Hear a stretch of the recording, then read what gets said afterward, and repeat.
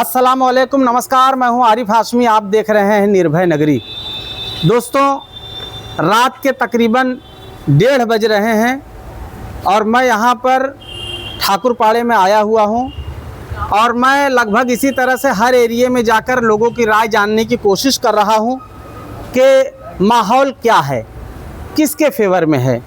सभी पार्टियां पूरी दमखम लगा रही हैं, पूरा जोर लगाकर जो है मैदान में उतर गई हैं। आप सभी लोगों को मालूम है कि सियासी सरगर्मी जो है तेज होती जा रही है और हर पार्टी के उम्मीदवार अपना अपना जो है जोर लगाने में कोई कसर नहीं छोड़ रहे हैं।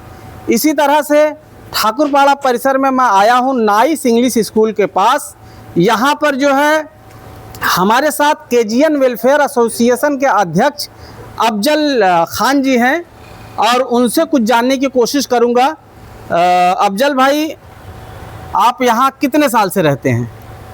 लगभग भाई उम्र ही यहीं निकल गई, बचपना गुजर गया है। आज 25-30 साल से तो रह ही रहे। इन 25 सालों में ठाकुरपाड़ा बहुत पीछे रहा और ये पीछे रहने की वजह क्या है, मेन कारण क्या है, ऐसी क्या कमी रह गई कि ठाकुरपाड़ा का सही मायनों में विकास नहीं हो पाया?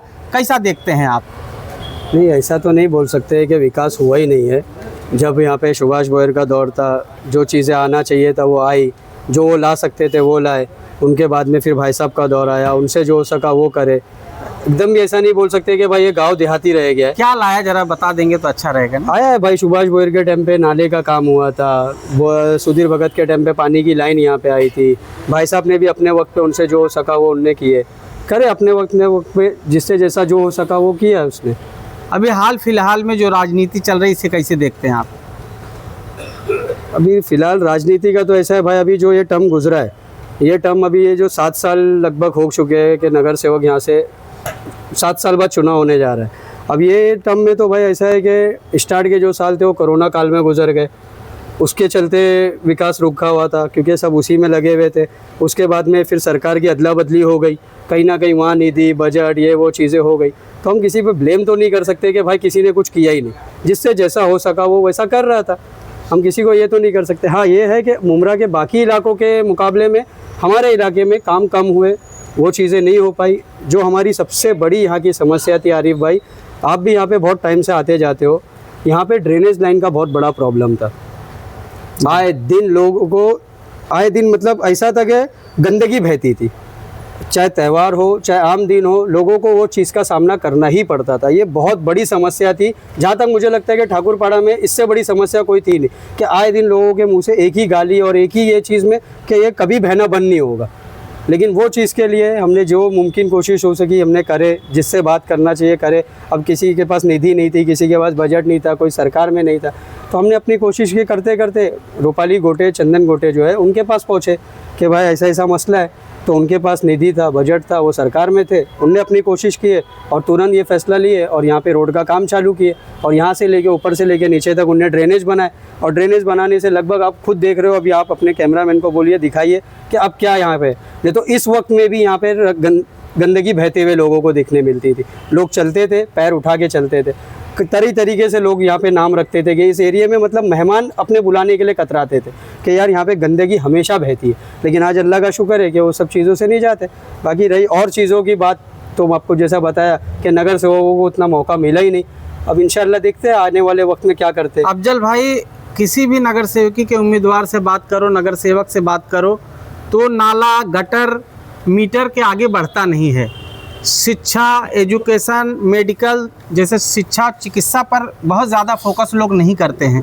तो इस पर कितना फोकस करना चाहिए नगर सेवकों को? जो है गटर नाला से उभर कर जो है शिक्षा पर कितना ध्यान देना चाहिए, कितना ज़रूरी है, बताइए ज़रा। नहीं, जहाँ तक मैं समझता हूँ कि नगर सेवक को अपना एरिया अगर ये रखना है तो वो गटर नाला, गटर वाटर मीटर सब पे ध्यान देना चाहिए, क्योंकि वो चीज़ ही मुद्दा है।